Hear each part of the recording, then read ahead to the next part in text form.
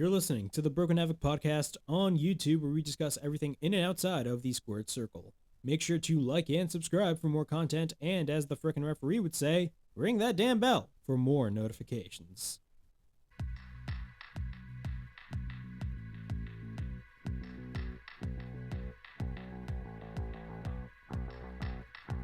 What's up, everybody? It is Broken Havoc right here on the Broken Havoc podcast. Here to review AEW Rampage's Holiday Bash from Christmas Day, December 25th, 2021. Once again, for the second time, happy holidays, everybody.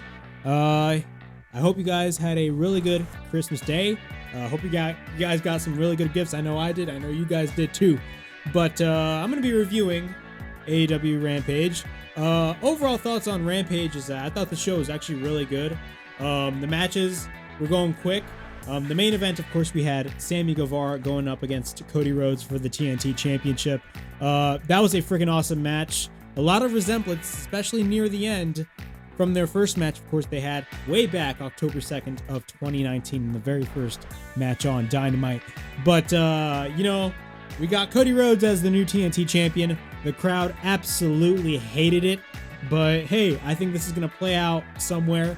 I'm really excited to see what goes down when it comes to Cody Rhodes, because I definitely do see a heel turn happening. It's just the most logical thing to happen. I definitely do see them turning Cody Rhodes heel. It's logic to me, at least. You know, it's not like WWE where like they just continuously shove down Cody Rhodes down your throats. You know, if this was WWE, they'd do that and they wouldn't turn him heel. But I definitely do think AEW would turn him heel. But I'm going to be discussing that later on. Of course, the first match of the evening is Jungleboy going up against Isaiah Kassidy of Private Party, or HFO, whatever you want to call it. Of course, HFO being Private Party's main faction with Matt Hardy. Overall thoughts on the match. I thought it was a pretty good match. To be quite honest, though, I'm not really that big of a fan of HFO anymore. The whole HFO faction is kind of boring to me now. The whole Matt Hardy, thing being a carny. For me, it kind of set its course. I'm just kind of through with that. But hey, it is what it is. But the match was really good with Jungleboy and Isaiah Kassidy. Jungleboy, as always, is great. Of course, he's one of the four pillars that's going to carry this company for the next 15 to 20 years. But we got Jungleboy versus Isaiah Kassidy. The match starts, both lock up. We get a side headlock by Jungleboy. We get a side headlock again. We get a shoulder tackle by Jungleboy. Mark Quinn tries to interfere at this point. We got a roll up by Jungleboy. We got a roll up by Kassidy, my bad. We got a 1 count. Kassidy works on Jungleboy in the corner. We get a kick by Jungleboy. Jungleboy then takes him down. We get a drop kick by Jungleboy, and then we get a chop by Jungleboy. Kassidy sends Jungleboy to the corner. We get a springboard cutter by Kassidy. Then he hits the tornado on the outside, takes Jungleboy in the ring. Kassidy then hits a senton after that. We get a cover and a 1 count. Then we get a chop by Jungleboy. Then right hand by Matt Hardy when the ref is not looking. So Matt Hardy being your typical carny Matt Hardy, interfering when the referee is not looking. Jungleboy then hits a sunset flip, but Kassidy hits a drop kick. Then we get a cover and a near fall. We go to commercial break. Kassidy's in control during the break. Once we're back from break, Kassidy runs into a back elbow. We get a chop by Jungleboy. Then we get a drop kick to the knee of Kassidy. We get a lariat by Jungleboy. Then we get a fisherman Falcon Arrow by Jungleboy, which looks sick. Then Kassidy with a spinning heel kick. Then we get a Poison Rana by Isaiah Kassidy, which, damn. We get a cover into a near fall. Then Kassidy runs into a belly-to-belly into the corner. We get a German suplex by Jungleboy. We get a near fall. Then a waistlock applied by Jungleboy. Kassidy holds on to the middle rope. Kassidy then gets taken to the outside. Jungleboy then hits a suicide dive. Mark Quinn then grabs the boot of Jungleboy, trying to interfere in the match. Then Luchasaurus comes in. No, Cage comes in and takes Mark Quinn out. Luchasaurus then also enters the fray. Then we get a sunset flip by Jungleboy. Tries to apply the snare trap. He finally applies it on Isaiah Kassidy. Kassidy taps out, and Jungleboy wins the match. Really good match to start off Rampage. It was a pretty good match. But again, I'm really tired of this whole HFL thing. For me, it's starting to get kind of stale, in my opinion, this whole Matt Hardy HFL faction. I'm not really that as big of a fan of it, to be honest. But Jungleboy is definitely, he's on a roll. and he's definitely going to be a future champion someday. I definitely do see him winning the TNT Championship in 2022. I hope that's the case. He will definitely win the TNT Championship. But after that, we get a video package of Miro and says that he will return with no flaws because that is the Redeemer. Overall thoughts, I think Miro, after losing to Sammy Guevara for the TNT title, I feel like, he's been kind of empty. But I think he's going to come back with a whole vengeance, and I do think that he's definitely going to make a greater impact as he did when he had that TNT title run, which is going to be great. All right, we got Hook versus Bear Bronson. Now, this match I really want to talk about. This match, Hook, I'm going to say this about Hook. Hook is the definition of what Goldberg was in 1998. Now, I'm not directly comparing Hook to Bill Goldberg, but I'm comparing how popular this guy is. Because if you guys don't remember, back in 1998, Goldberg was over as hell with the crowd. I feel like this is the case with Hook. Hook, this is his second match ever in wrestling. This is Hook's only second match. His first match with Fuego del Sol, they hyped up Hook's debut for a long time. And Hook backed all that shit up. Hook, I was about to say Hulk. Damn. I was about to say Hulk. But Hook was amazing, dude. Hook looked really good in that first match against Fuego del Sol. And in this match, he showed no difference. He was just pure excellence in this match against Bear Bronson. Bear Bronson put Hook over like $1 million. Again, Hook is extremely over. This guy got so over to the point where he beat CM Punk's record for the most t-shirts sold on ProWrestlingTees.com. That's how over Hook is. And when I go to the Prudential Center January 5th, damn well I'm buying that Hook shirt.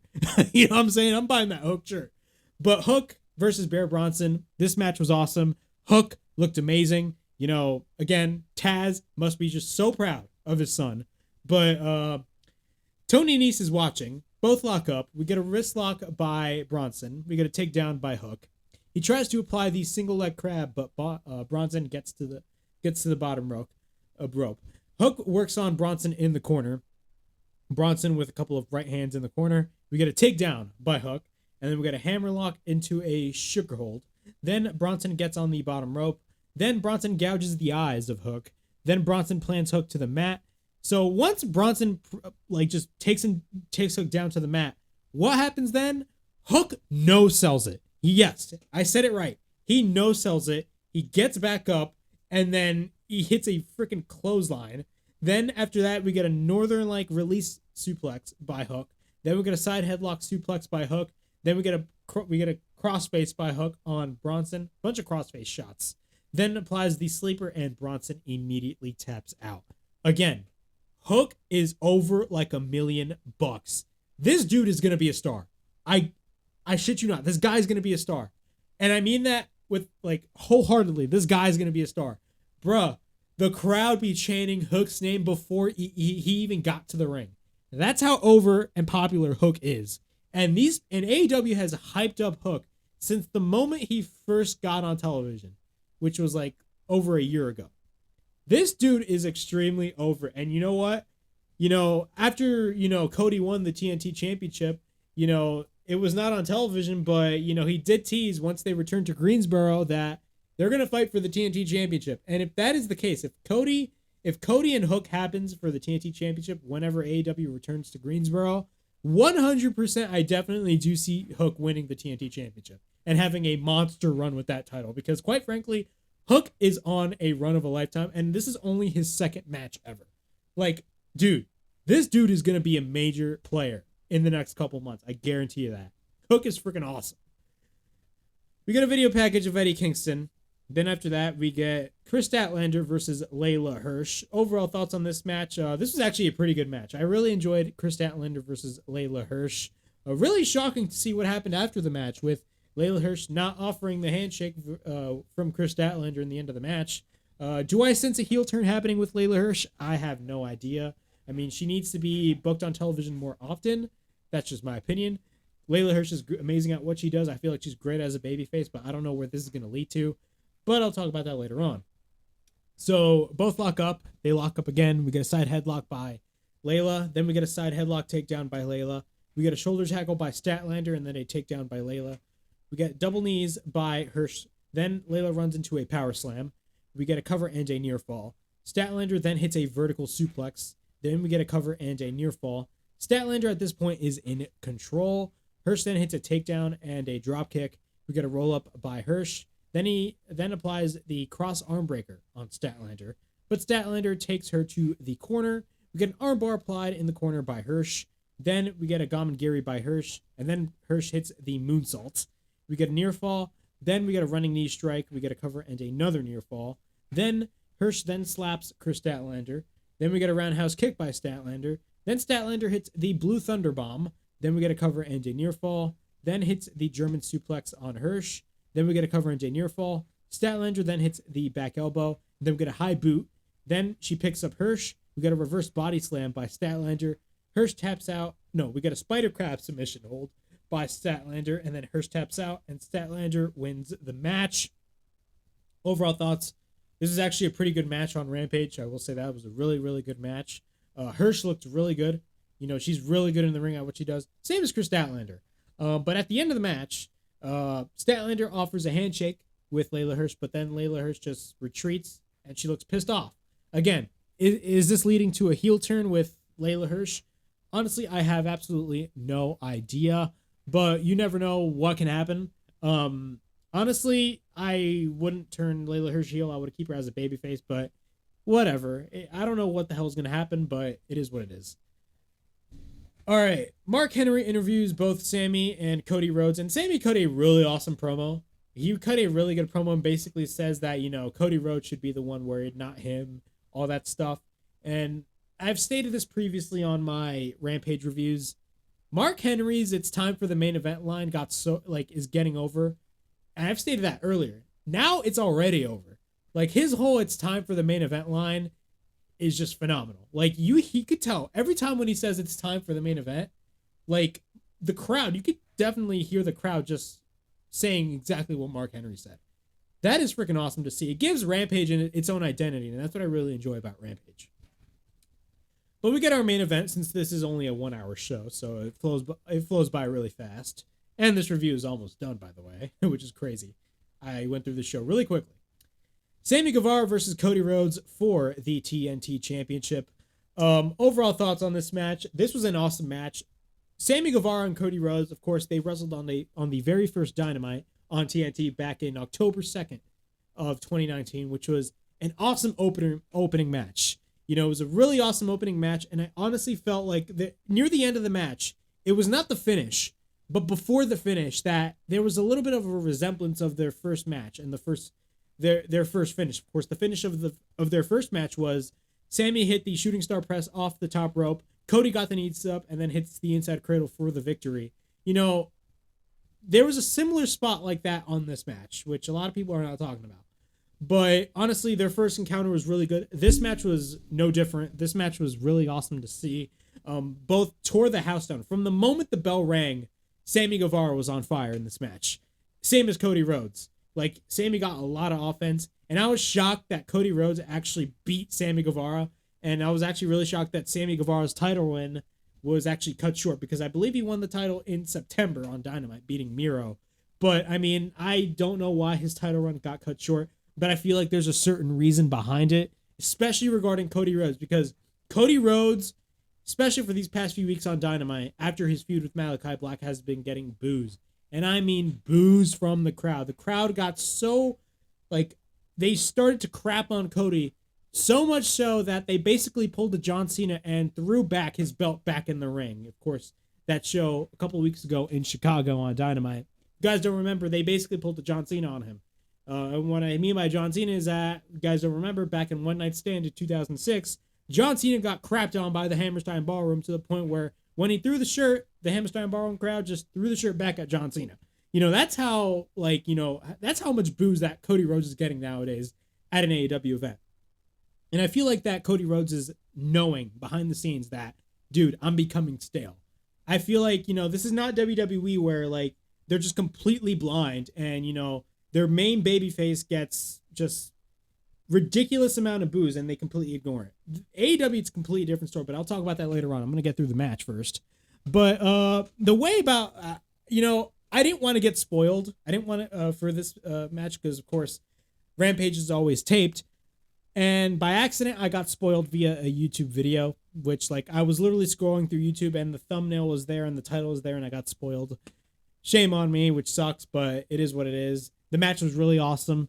David Crockett is there, of course. Of course, major part of the Crockett promotion. Of course, Jim Crockett Promotions back in the day, which later became WCW when Ted Turner bought it in 1988. So it's awesome. It's great to see David Crockett in Greensboro. But the match starts. So we get a bunch of boos towards Cody Rhodes from the moment this match starts, or from the moment that Cody makes his entrance. So that's crazy to see. But we get a drop kick from the get-go by Sammy Guevara. He tries to go for the GTH, but then instead hits a corkscrew drop kick. We get an uppercut by Sammy. At this point, Sammy is on fire. Cody is on the outside. Then we get a bunch of Cody sucks chants. Both lock up. We get a side headlock takeover by Cody. And then we get a roll-up by Sammy into a near fall. Then Sammy takes Cody to the corner. Then after that, he hits a hip toss, and then we get a power slam by Sammy. Then we get a cover into a near fall. Sammy misses a springboard kick. Then after that, we get a springboard cutter by Cody. Then Sammy takes Cody to the outside, takes Cody to the steel steps. We get a couple of chops by Sammy. Tries to hit the running shooting star, but lands on his feet. Then Cody regains control. Both are back in the ring. We get a knee by Cody. We get a hip toss by Cody. At this point, Cody is in control. We go to commercial break. Then during the break, Sammy tries to regain control, but Cody just takes him down again. Once we're back from break, Cody picks up Sammy. He holds up Sammy and drops Sammy to the mat. Then after that, he misses a moonsault. Then Sammy regains control with a couple of back elbows. Then we get a spear in the corner. Then a springboard cutter by Sammy Guevara. Then we get a cover and a near fall. Then all of a sudden, what happens? Sammy hits Cody Rhodes' finisher, the Crossroads, which was insane. Then he deadass hit, he deadass hit Cody's move. Like, bruh.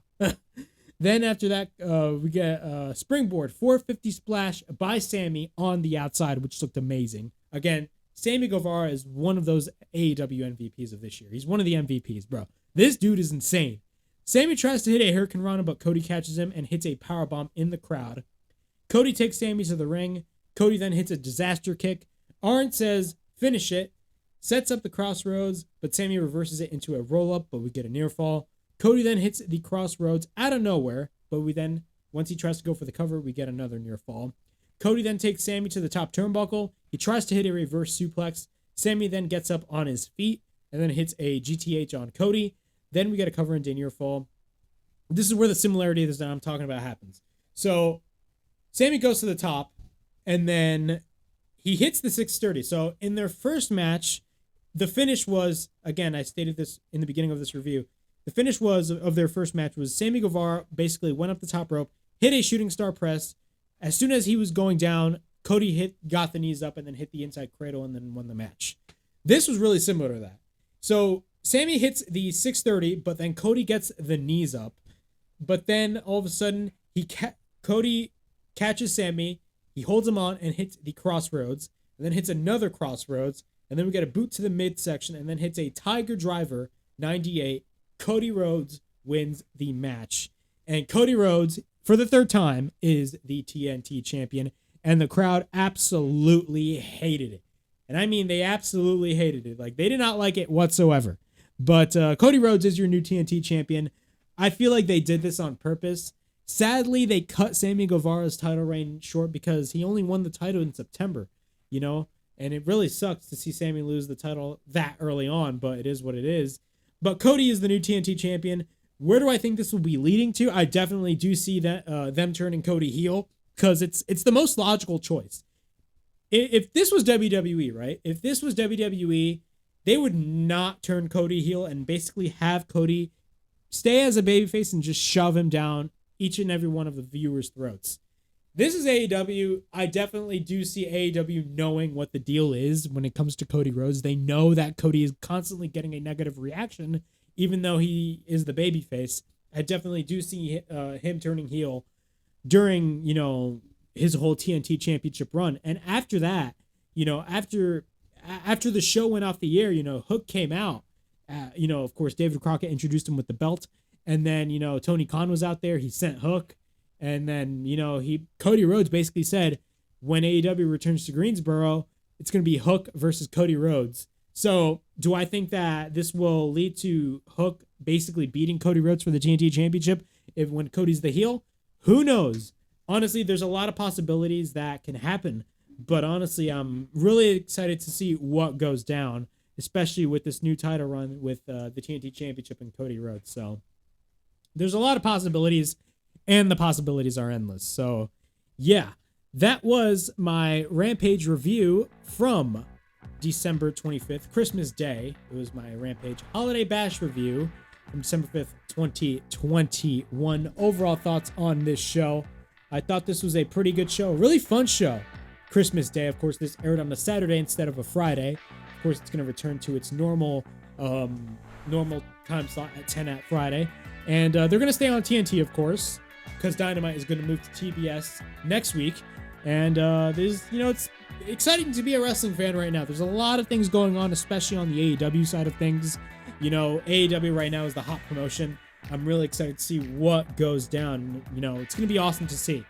But yeah, this was my AEW Rampage review. Please like, subscribe, comment down below, push that bell for notifications, and be on the lookout for my future reviews.